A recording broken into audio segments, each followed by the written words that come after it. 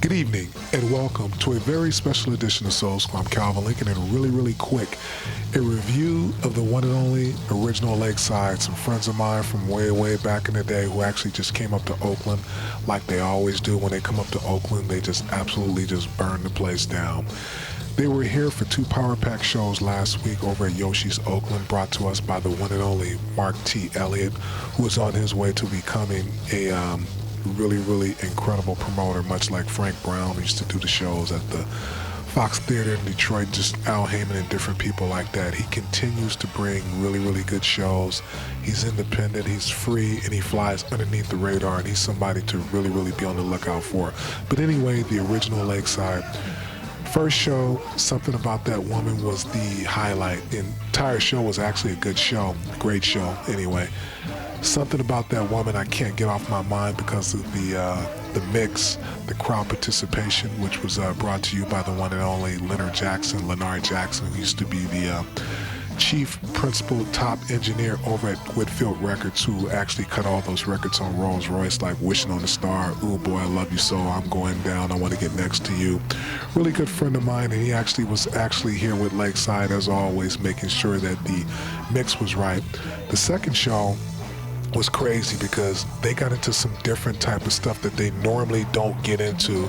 You can tell that they were actually really having a good time. And the second show, they got into Giving Into Love, If You Say Yes, and I forget the other cut, but I was so gone that actually that show was really for Lakeside fans. I mean, they really vocally got into some different things. The guys were smiling, Steve Shockley, Fred, Lewis. Also missing, I want to bring this up real quick and we'll get to some entertainment. Keep your prayers out for the one and only Fred Pull My Strings Lewis, who is a principal figure in the one and only original Lakeside. He is a great songwriter as well as a timbales player, a keyboard player, and one of the best Moog players you will ever hear. In reference to the mini Moog, he reminds me a lot of D. Levance, who used to play with the Gap Band, and the Isley Brothers, and Cleet Troutman used to play with Zapp. You have just different people that plays the Moog and that bass synth, and they actually get things out of it in the way that they're actually able to bend notes. And Fred Lewis is really a hell of a player. I mean, Lakeside did great because Norman Beavers was there coloring things, and Johnny Rogers, as always, is very solid playing the Moog. But when you got a guy like Fred Lewis, he is really nasty on that Moog bass. And brother, we miss you. We're praying for you. We need you to get back to the original Lakeside as soon as possible. Really quick. Don't want to waste too much time talking. Let's get to it. Let's get to some funk. The one and only original Lakeside.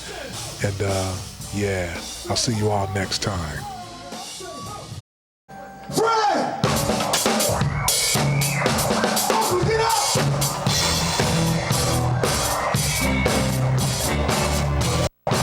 Y'all better get up!